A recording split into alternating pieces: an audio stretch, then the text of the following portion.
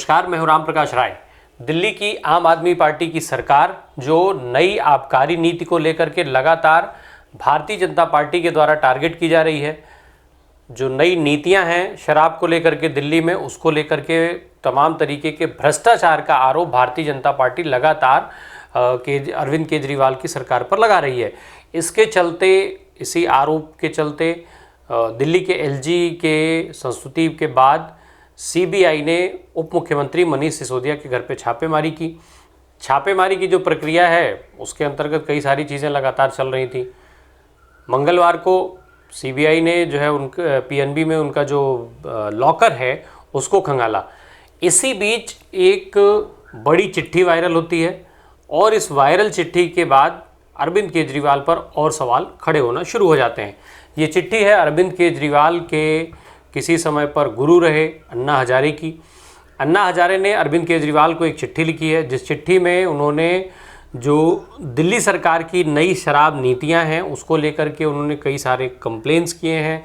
इसके अलावा खुद अरविंद केजरीवाल पर भी कई सवाल उठाते हुए उन्हें कटघरे में खड़ा किया है।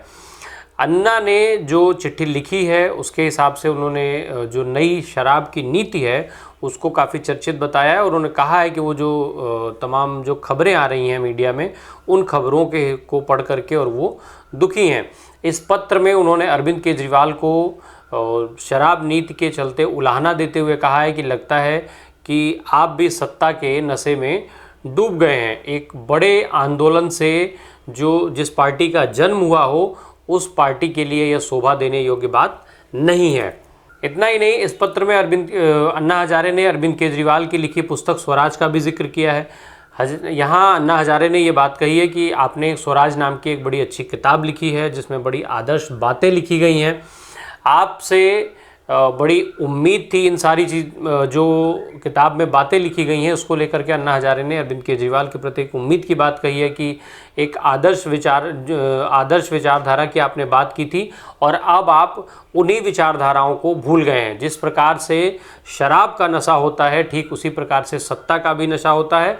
आप भी ऐसी सत्ता के नशे में अब डूब गए हैं, ऐसा लग रहा है। अन्ना ने अपने पत्र में लिखा है कि उन्हें उम्मीद है कि दिल्ली में भी महाराष्ट्र जैसी शराब नीति बनेगी, लेकिन आपने ऐसा नहीं किया। लोग जो हैं वो सत्ता के लिए पैसे और पैसे के लिए सत्ता के घेरे में फंस गए हैं। यह उस पार्टी के अनुरूप नहीं है जो एक बड़े आंदोलन से पैदा हुई है। देश में भ्रष्टाचार के खिलाफ बड़े आंदोलन से अन्ना हजारे का जो आंदोलन चला था 2012-13 में, उसी आंदोलन से अरविंद केजरीवाल जो है राजनीतिक रूप से उभर करके सामने आए थे।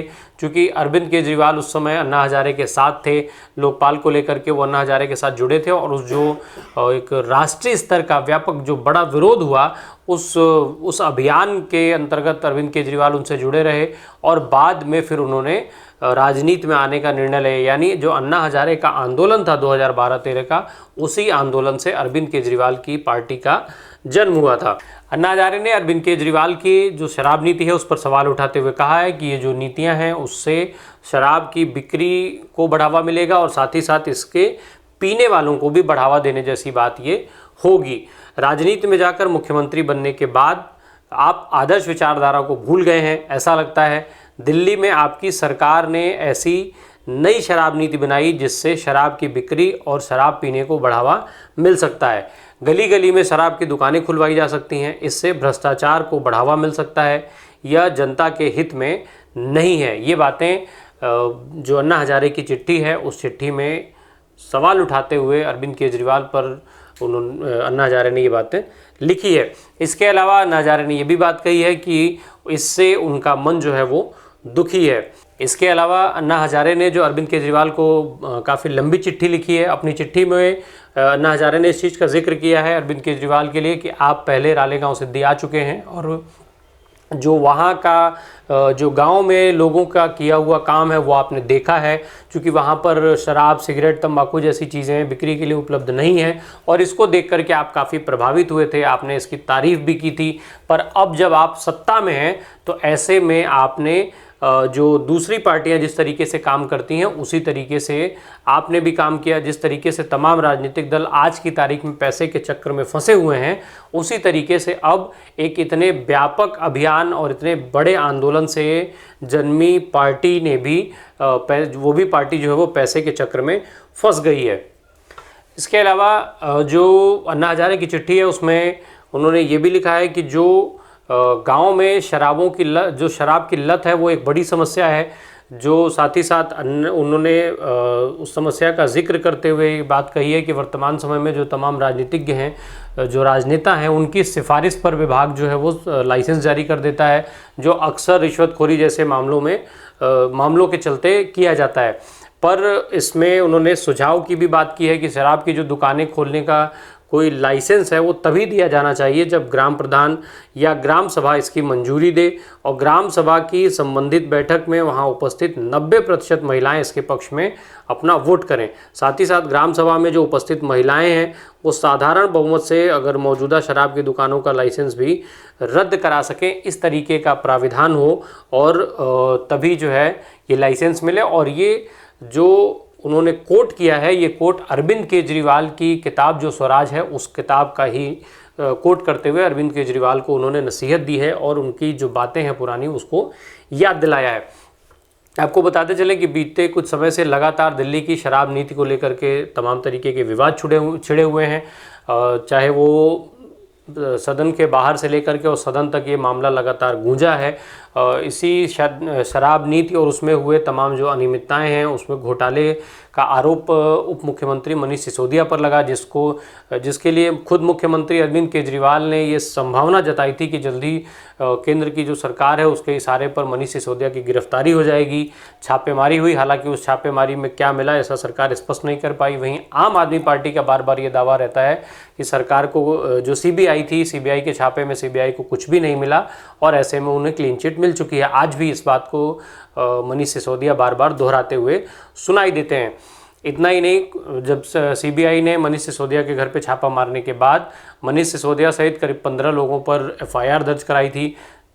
साथ ही साथ इस मामले में एक बड़ी रकम की बात करते हुए फिर ये मामला बाद में हो रहा था कि ईडी भी इसमें ईडी के जांच के दायरे में भी ये मामला आएगा और आगे ईडी की भी कार्रवाई होगी। इस तरीके के तमाम सारे संभावनाएं अलग अलग समय पर अलग अलग कारणों से अलग अलग माध्यमों से जताई जाती रहीं। पिछले कुछ दिनों से लगातार मीडिया की हर सुर्खी और हर डिबेट का ये विषय बना हुआ है आम आदमी पार्टी का जो भ्रष्टाचार है। हालांकि भारतीय जनता पार्टी के जो तमाम प्रवक्ता हैं, जो तमाम बड़े नेता हैं, वो लगातार सोशल मीडिया से लेकर के मेन स्ट्रीम मीडिया तक शराब नीति के साथ साथ और आम आदमी पार्टी के जो स्कूल बनवाने और तमाम तरीके के भ्रष्टाचार के आरोप को उजागर करने की बात कह रहे हैं। अलग अलग नेता अलग अलग रकम की फिगर देते हैं, अलग अलग रकम की बात करते हैं। कोई कहता है इतना भ्रष्टाचार हुआ, कोई कहता है इतना भ्रष्टाचार हुआ। वहीं आम आदमी पार्टी इसको उसके विपरीत दिखाती है और वो बार बार कहती है कि उस शराब की नीति में जो है किसी तरह का कोई दिक्कत नहीं थी, कोई घोटाला नहीं था। हालांकि भाजपा ने तब और भाजपा के तेवर तीखे हो गए थे जब आम आदमी पार्टी ने तमाम आरोपों के बाद जो है अपनी जो शराब की नीति थी उसको उन्होंने वापस ले लिया था। तो उसको लेकर के बार बार सवाल उठाया जाने लगा कि जब इस नीति में कोई खामियां नहीं थी, इसमें कोई भ्रष्टाचार नहीं हुआ था, तो आखिर फिर इसे वापस लेने की ज़रूरत क्यों पड़ गई। बहरहाल अब अरविंद केजरीवाल का जिस आंदोलन से उनकी पार्टी का जन्म हुआ, उसी आंदोलन के जो प्रणेता हैं अन्ना हजारे, उन्होंने अरविंद केजरीवाल को लेकर के ये चिट्ठी लिखी है।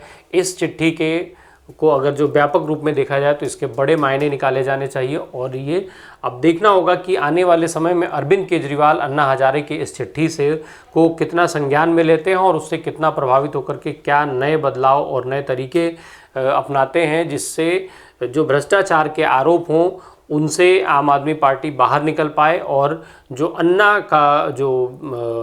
अन्ना की जो अपेक्षाएं हैं उस पर आम आदमी पार्टी खरी उतर पाए। धन्यवाद।